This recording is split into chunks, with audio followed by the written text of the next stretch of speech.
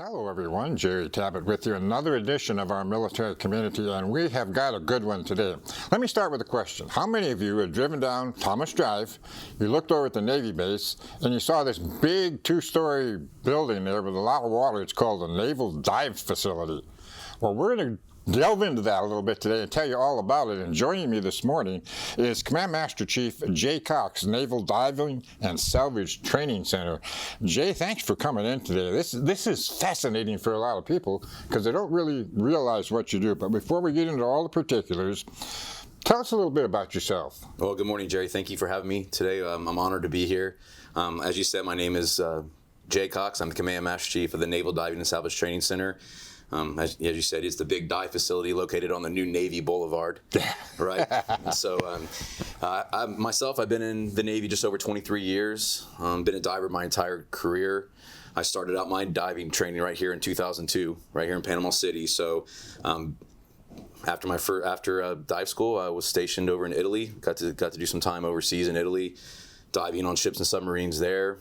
Then I made my way over to Washington State, did about 8 years in Washington State, diving on submarines, diving for warfare centers over there. Made my way to San Diego, worked with some SEAL teams there, and then also regional maintenance centers, preparing ships, submarines. And then about 5 years ago, I was lucky enough to come back to where my training started here in Panama City. And now I'm lucky to be the Command Master Chief of the world's finest dive school. And you've done a lot. Before I get into some of the particulars here, Jay, you said something about diving overseas. What's the difference between diving here in the States in our waters and over in, say, Europe in the colder Atlantic type waters? What's the difference? That's a great question. I mean, there's differences in every place you dive. Yeah. But over there, that was my very first experience after coming from here. But the water, I was in the middle of the Mediterranean. And beautiful, crystal clear water, visibility, you could be standing on the surface, right, look down 100 feet and see the bottom. So very similar to the Gulf of Mexico, or Gulf of America, excuse me. Right. But over there, not much different. Not much difference. I would say difference would be when on the West Coast compared to the East Coast. Sure. A lot colder water over there. Yeah. It doesn't warm up as much as it does on this side of the country. But yeah, beautiful water over there. And when I was in Europe, I got to travel all over Europe, not just Italy. I got to dive in wonderful places. Sounds great. Well, all right, Jay, first of all, what is the mission of the dive school here? So our main mission is to train and qualify all the military divers, right? We train approximately 16 to 1,800 students a year on all 5 branches of the service. Yeah, and that's the thing a lot of people don't realize. The Air Force has divers, Army has divers, Coast Guard, Marines, Navy. Is there a difference between, say, an Air Force diver and a Navy diver? Absolutely, Jerry. An Air Force diver, they're special operations divers, right? We train them in different types of diving. And a lot of times I believe the Air Force and the Marine Corps are using diving as a mode to get the transportation, right, to complete the mission. Not necessarily we're Navy divers. We're going down to complete jobs underwater. They're using their diving techniques as a way to get somewhere, so then they complete their mission. So yeah, so we have instructors on all branches of the service that train here, and with all types of. We train government agencies, we train local and state law enforcement, and also foreign allies. We trained 230 international students from 49 countries since 2008. Wow, that's something I didn't know. But are a lot of these people that you train, say from overseas, your allies, our allies, are they civilians or are they military also? The students from other countries are military that get completely vetted in order to come to our school. But the other law enforcement agencies, we might have, FBI, CIA, Florida, even Bay County Sheriff's Department, can come to our school and get trained. Wow, that is big. Now, I can't just go over to the dive school and say, okay, come on, Master Chief, I want to be a diver. Put me in class. It doesn't work that way. You have to go through a selection process, and this process to get admittance into that course is not simply looking at your military record and say, oh yeah, the guy swam in high school, so he's a diver. So you've got to go through certain processes and certain aspects of it to get into this course. And once they're admitted, how long is that course and how many can you train at one time? Well, the selection process starts from the day that the person goes to see a recruiter. They come off the streets, they want to join the Navy, they take a test, and they have to score a certain score in order to be selected for Navy diving. I'm just going to talk about Navy diving because that's what I'm very familiar with. They will then apply, they'll get a set of jobs, say, oh, I want to be this, or this. They'll pick Navy diver. Then they'll start their physical training, right, while they're waiting to go into boot camp to get them ready for the rigors of boot camp. They'll go to boot camp. Then after that, we have a selection process up in Great Lakes, Illinois. After boot camp, they'll go to a pipeline up there where they're put together with hundreds of students that aspire to be Navy divers, right? They're put through a rigorous training, physically, mentally, and then they go to a selection phase where we can only select the best of the best to make their way down to Panama City. So that whole timeline, 2 months in boot camp, 2 months up there, so about 5 months in the Navy, 6 months in the Navy, then they'll make their way down here to Panama City. All right, once that selection is done, the course, we have courses from 1 week all the way to 25 weeks. Wow. So we train advanced and beginner diving. We train medical officers. We train hard hat surface supply diving right here. Yeah, tell us about that, just as long as you mentioned it. Right. So this is our KM37 deep sea diving helmet. Divers and Navy divers are trained and certified to go to 300 feet in this helmet. This helmet provides us protection from working underneath the ships, anything falling on top of us. It keeps our head dry, but it also enables us to communicate with our personnel topside. And it's not light either. No, this thing weighs 32 pounds. And see, and that's a lot of times people don't realize that, Jay. They say 32 pounds, you're just going to sink. Once you get in so many feet of water, it becomes buoyant. That's right, Jerry. Yes, and this thing actually we have to add weights to it in order to keep it from floating. So, when we were wearing wetsuits and all of our other gear, this thing you could swim neutrally in the water without adding weight. So you really don't feel it on you. Just it's there. I mean, you feel it on you when you're sitting on the surface, but as soon as you leave surface, it becomes way more comfortable. Now you talked a little bit about some of the course lengths are 1 week, some are 25 weeks. Let's say the 25-week course. That doesn't mean that who's ever in this Navy diving course, that they're going to say, okay, well, Monday, Wednesday, and Friday we're going to train. This is 7 days a week. Our training schedule in classroom and out to sea is 5 days a week. Okay. But, on the weekends is their recovery time. So they are focusing on getting better, taking care of their bodies and everything that they need to do to be ready to train on Monday morning. Do you have female Navy divers too? We do. I don't know. I would say there's probably 10 to 12 female Navy divers, but in the whole force, there's more. But that's a good question because we train 2 to 3% of our students are female. So a very small number. And they go through the same rigorous routine that the male students do. That's right. Everyone is treated equal. There's no differences. Yeah. Now, being a diver is very physically demanding. You guys, when you have these divers in there, go through very rigorous physical training. Take me through a typical training day and what's all involved in it and all of this. So physical fitness is a big thing for us, right? So we start every training day with physical training. 2 hours of physical training every morning. NDSTC, Naval Diving and Salvage Training Center, we have our own quarter-mile track. We have 2 training facilities, a 5,000 square foot indoor gym and a 12,000 square foot human performance center. So we use these. We have physical therapists on staff. We have trainers on staff to ensure that these students are getting the best care and the best treatment and physical fitness, not like back in the day where everybody's in the gym just pushing weights around. Sure. That's where people got hurt. And now we're realizing that people need to train properly to maintain this lifestyle for over their career, right? So PT every morning. Then depending on the phase of training they're in, we have the crawl, walk, run kind of motto at dive school, where we start in the classroom, right? We teach them in the classroom so they understand exactly what they're going to be doing. Then we move to the pool or to labs. So we're doing it in a controlled environment. Then after that, once we've mastered that in a controlled environment, we'll load up the boats, or we'll be along the side of the pier there on St. Andrews Bay and teach diving there. We're going to talk about that in a little bit too, but tell me a little bit about that pool. Now, again, like I said when we opened up the discussion, there's big buildings filled with water, but that pool isn't like 10 feet deep. It varies in height, and how much does it vary, and what's the purpose of the height variation?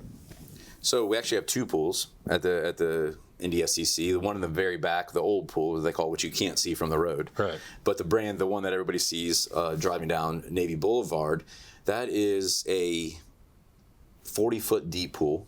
It has 1 million gallons of water, right? And we have the capability, there's grates built into the pool to simulate whatever depth we want, or to stop the depth of what we want. And that is for different types of diving apparatuses require different depths.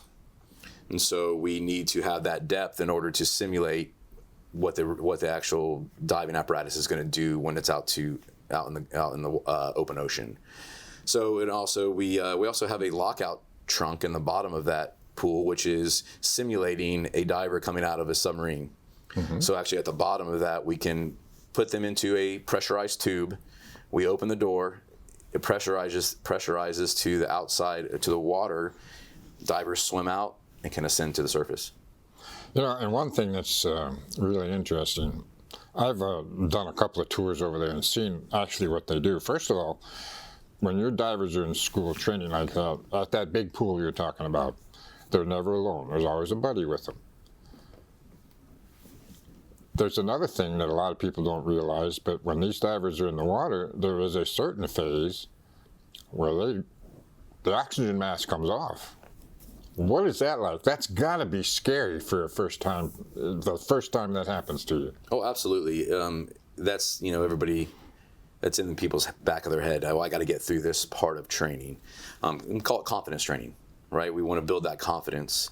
So, but we start, like I said, it's a crawl, walk, run. We teach them some things, how to control their breath, how to stay focused before we put them in the pool. But that is part of the phase, is we have them swim down to the bottom of the 12-foot pool. They have to keep their heads straight down. Then we impose problems on them. We impose a problem that would be a natural problem, but we have to do it because we're in a controlled environment. Right. So the instructors will swim down. We will jostle them. We will try to take their tanks from them.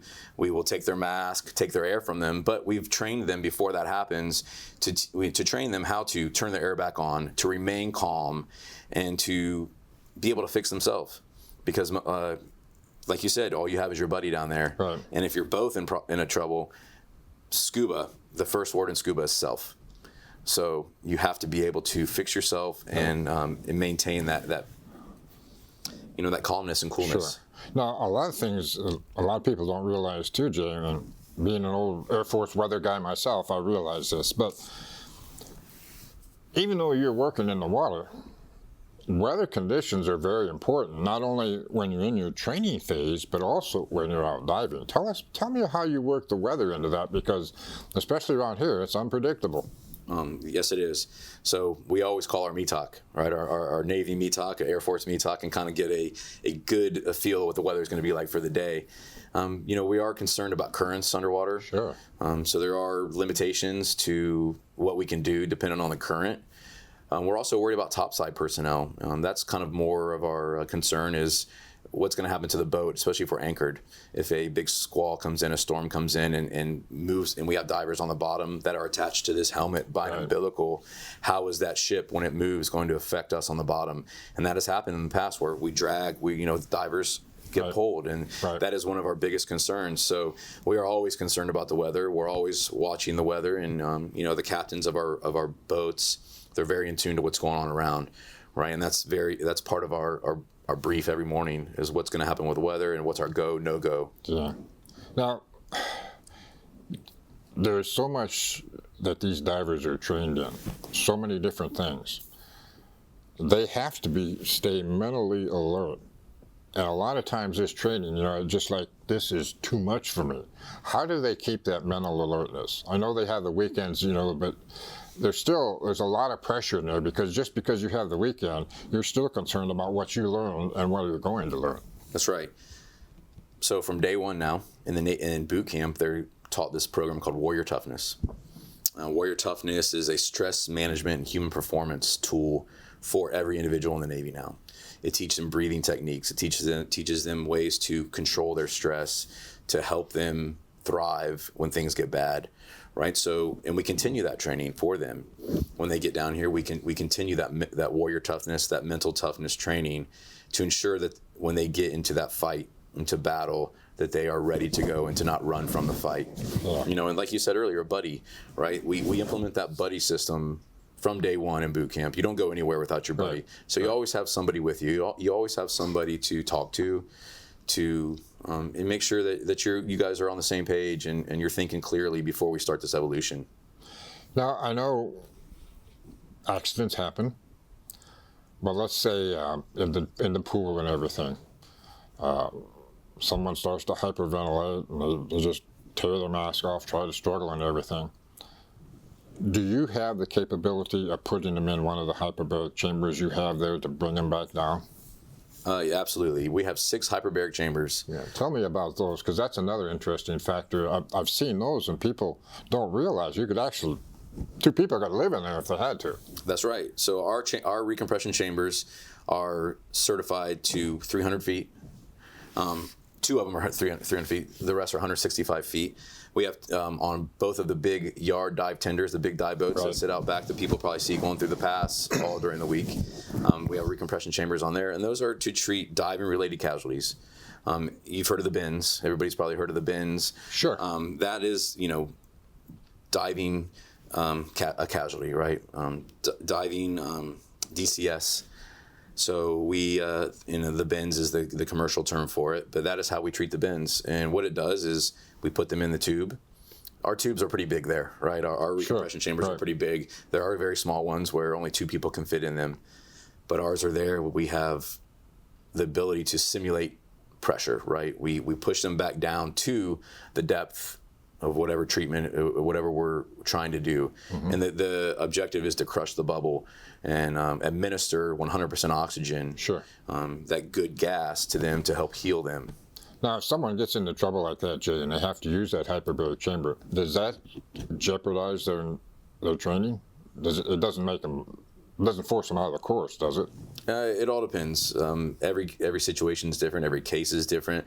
We have doctors on staff at the dive facility. We have medical corpsmen, which are our medics that are highly trained. Right? We'll take care of them. We'll fix them. Then they'll get evaluated by the doctors, and then they will determine if they're going to continue training or not. But yes, in some cases, if it wasn't bad, absolutely they will continue training. But in some unfortunate cases, it will disqualify them from diving entirely. All right, let's say you get a lot of the training done and you're going out and you're going to do a deep water dive in the Gulf. Take us from the time you leave the dock to get out there and get back. What happens? Coming and going and during the dive. Okay, coming and going and during the dive. So as a student phase, right, we get underway early in the morning. And the whole time we're heading out, we're setting up the dive side is what we call it, right? The dive, the deck. We're setting it up. We're getting our helmets ready. We're doing our maintenance. Maintenance is big. Every day we do the maintenance. Right. We're doing our communication checks. We're ensuring that our gear is set up and 100% ready to go. All right. We get on station. We set an anchor. We get to the point. We have talented boat drivers, captains that run those boats. We set up an anchor. Once we get in a good moor, we start our diving day, and it all starts with a safety brief, right? We start every morning with a safety brief. Everybody has to be there. We ensure we're all on the same page. After that, we do a diving supervisor brief where the diving supervisor, the person who's actually running the dive, he will brief the entire dive team, let them know their jobs, their responsibilities. We make as many dives as we can during the day, training dives. A lot of times it might just be going and walking on the bottom, right? Getting used to wearing this helmet. Some of them might be, we have projects on the bottom of the ocean where we can go and put a flange together, things like that. Give them a task, or they just go and out as far as they can and we tell them to come back. You know, we give them 5-10 minutes. We go back, we get them used to wearing this helmet and what it feels like to be underwater. How long do they usually stay underwater? In the training phase, the students, we have a lot of students, so they don't get a lot of time underwater. You know, so normally, you know, I'd say 10 to 20 minutes per dive, just enough to get the feel for it, to get the task done. So we try to get them as many dives as possible, but with the amount of training days, you know, we need to get them out to the fleet as soon as possible. So there's a set amount of training days, and depending on the class size, will depend on how much dive time they get. And that, of course, also depends on the class size, then, whether or not they can do 1 dive or 2 dives in a day. What's the maximum you allow them to do? I would say you couldn't let them go down there, you know, and take 15 dives. No, really, we have dive tables for that. We have dive tables because when we're diving, our body is absorbing nitrogen, and we have to account for that. Like the diving medicine, diving physics, the bubbles in your body have to be reabsorbed. So there's only so much time you can spend underwater, but we have the Navy Dive Manual tells us exactly that information, right? So yeah, you could do, you know, to 30 feet, you could do a lot of dives, but to 100 feet, not so many. Do you guys like see any sharks or whales or anything like that down there? We absolutely see sharks. I know there's been some whales in the Gulf this year, in the past couple of years, and our guys do see them. But yeah, we do see sharks. We see everything that's down there, but we tell the students, don't mess with them, and they won't mess with you. Don't feed them for crying out loud. Right. All right, let's talk about a couple other things. There's more to diving than it's just getting out there and diving on a training day or something like that. You train them on explosives and different gases. Why do you do that?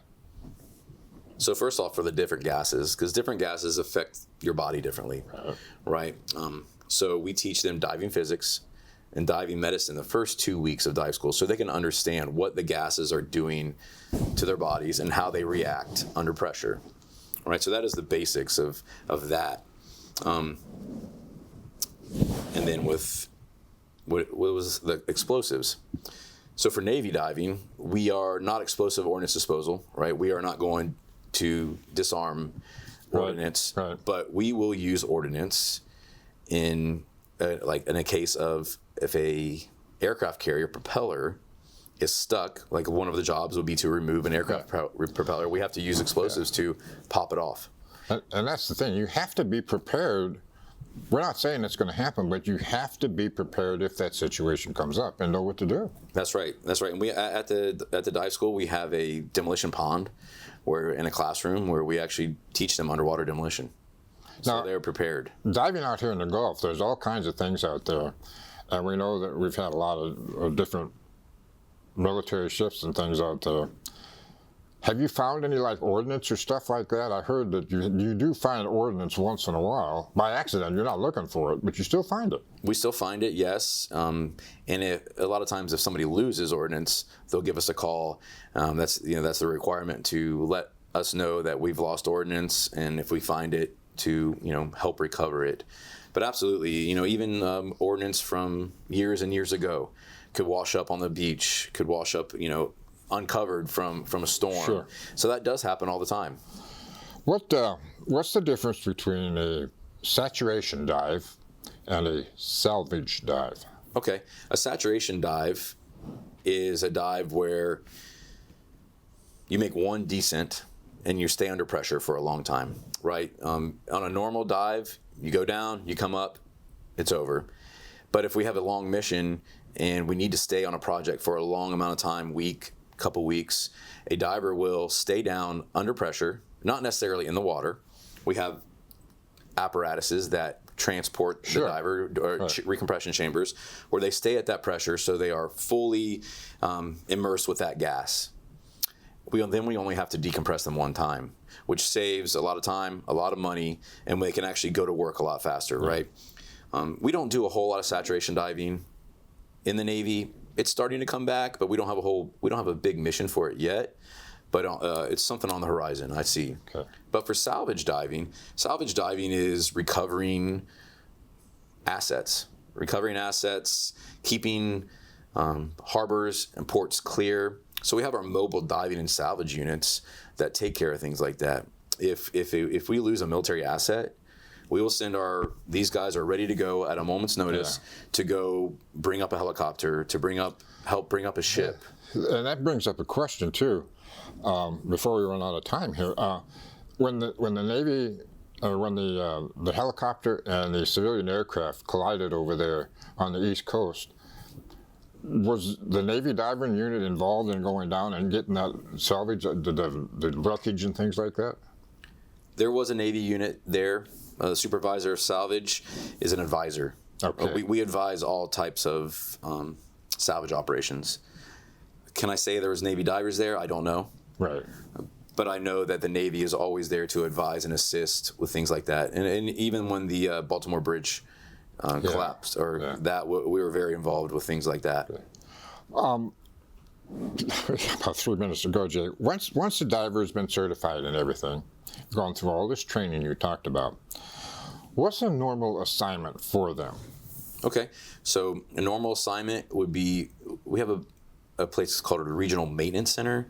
That is where our ships and submarines home port. Big Navy bases, Norfolk, San Diego, Washington State, Japan, we have them. But so that is kind of where our bread and butter is working on ships and submarines.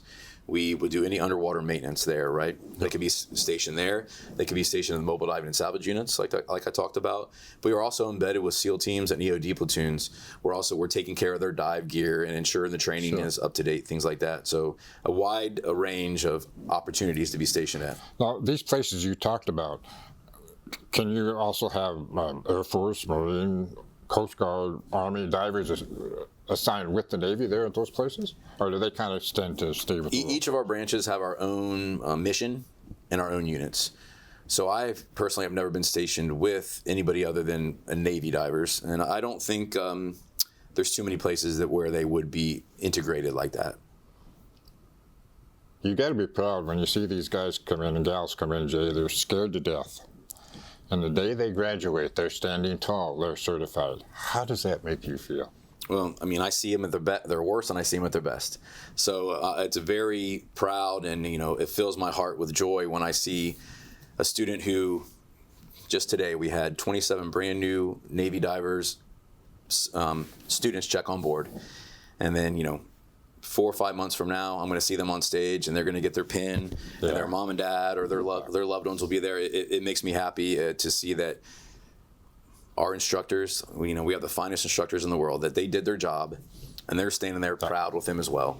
So it's definitely a great feeling. We got a minute to go. I'll give you 30 seconds for your final thoughts.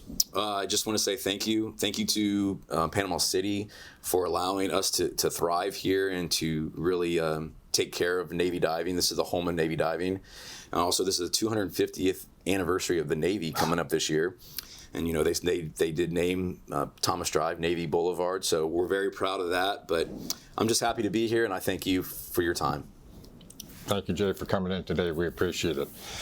All right, ladies and gentlemen, that'll do it for this edition of our military community. I hope you enjoyed this. If you want to tour that facility, it's possible. Just call the command center out there at the Navy base and ask them if you can set up a tour with them, because there's nothing to hide. They'd rather you know what's going on than learn it from somebody off the street who has no idea what they're talking about. Our Navy divers, Air Force, Army, Marines, Coast Guard divers, they're all one unit. They all do a very specific job, and we're proud of them.